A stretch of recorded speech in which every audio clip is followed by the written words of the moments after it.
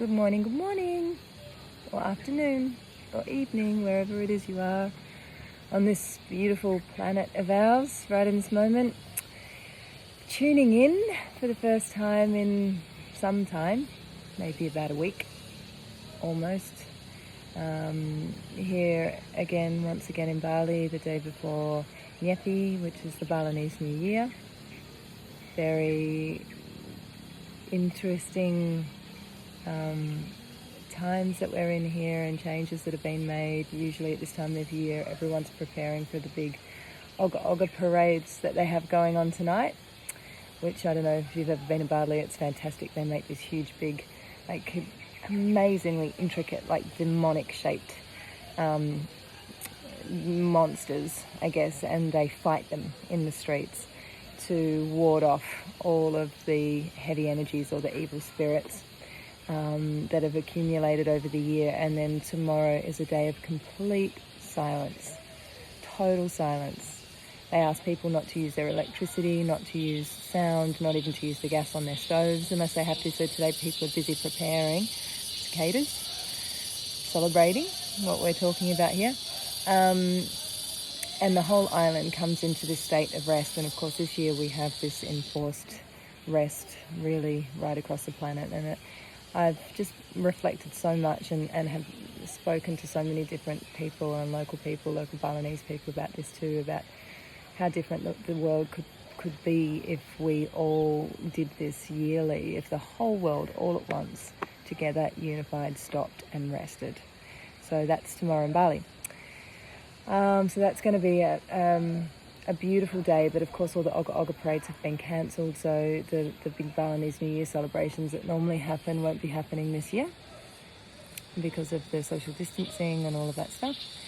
And I have been offline because I've actually been facilitating a retreat, and it was such a big thing to decide whether to go ahead or not, but it was amazing. The group of people that we had come were absolutely determined 110% that they wanted to be here and they wanted to dive deep into the work that we were doing for their own personal processes, and knowing that as they heal themselves, so too they heal the world. So our entire focus in our little isolated villa together in our small group, there were 11 of course, and then 3, me and my 2 beautiful assistants, Chrissy and Danny, so 14. And as it turned out, we had 7 men, 7 women, so it was like this beautiful, perfect synergistic balance.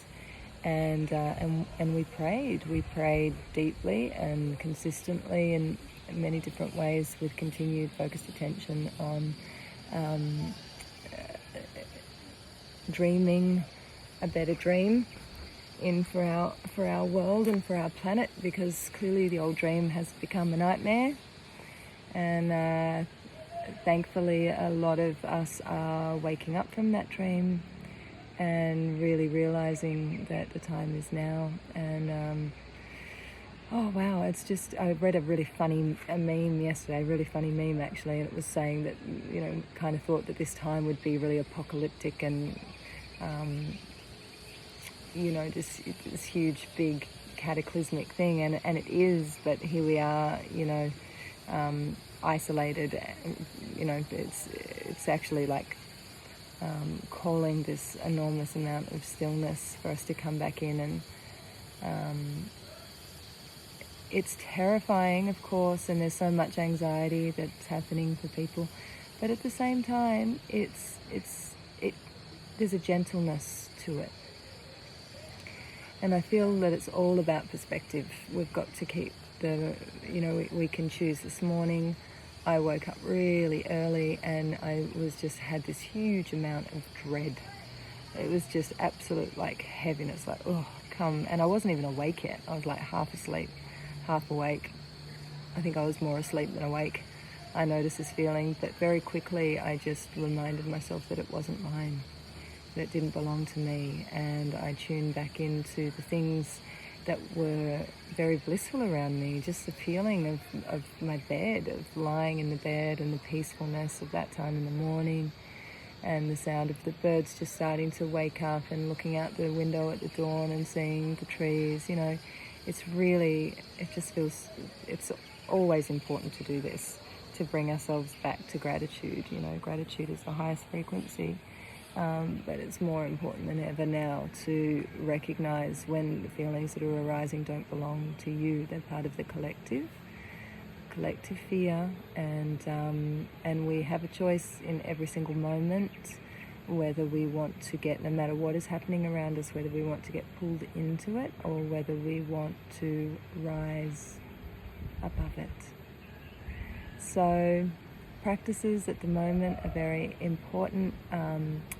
The retreat that I just ran, of course, will be the last one for a while until we know what's happening, but I'm super glad that we went ahead. It was funny because I wanted to share things from it. I wanted to share pictures and videos and all the beauty that was going on, and I stopped myself because I kind of was like, oh, there's going to be lots of people out there that'll be a bit judgy about this, we shouldn't be coming together. But actually it was what needed to happen, and the butterfly effect that ripples out from that, I think, is way beyond what any of us can even begin to wrap our heads around. Those prayers were so powerful and so strong, and I had Balinese, my dear Balinese high priest and mentor, beautiful man, come and do lots of ceremony for us as well, and it's profound, the shifts that we can make, and also helping these beautiful beings to anchor into their centeredness, and into their light and into their stillness, so as they go back out into their communities, they are able to hold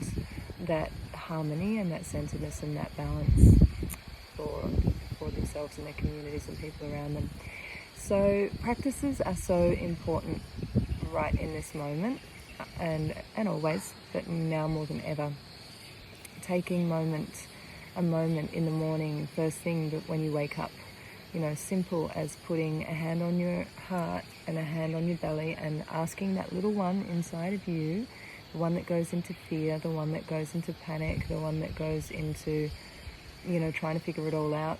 We call it the shadow, we call it the mind, we call it the subconscious. Really, it's the inner child, and asking he or she, how are you doing today?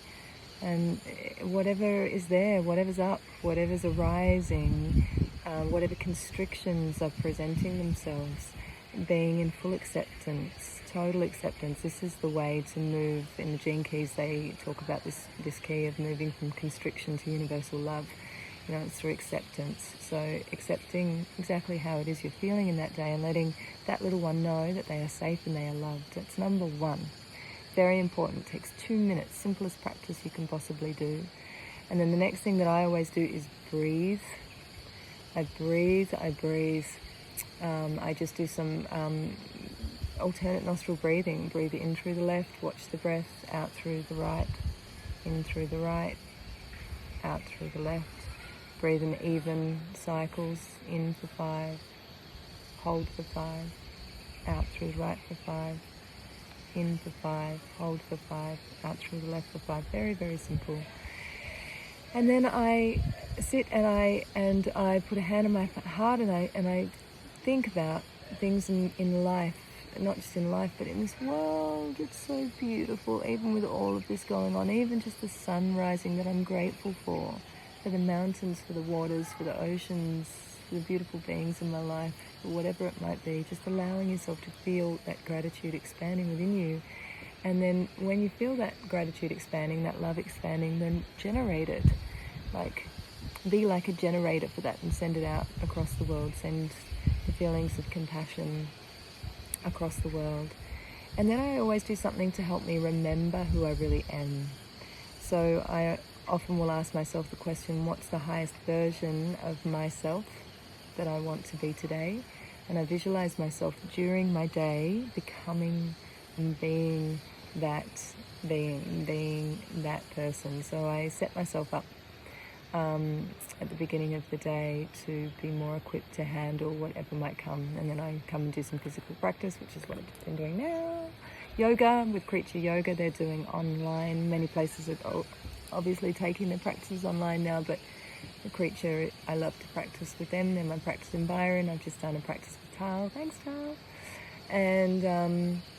And what I'd like to do is give I have done some recorded meditations to help to help in life in general. I use them for integrative practices for my beautiful participants that come along to my retreats and immersions. And I have them for sale on my website, but what I'd actually like to do is gift one of them to you that you can listen to on a daily basis, that helps you to really drop in and remember who you really are. And I recorded these with the first one, both of them have been with an amazing music producer called Ben Templestep,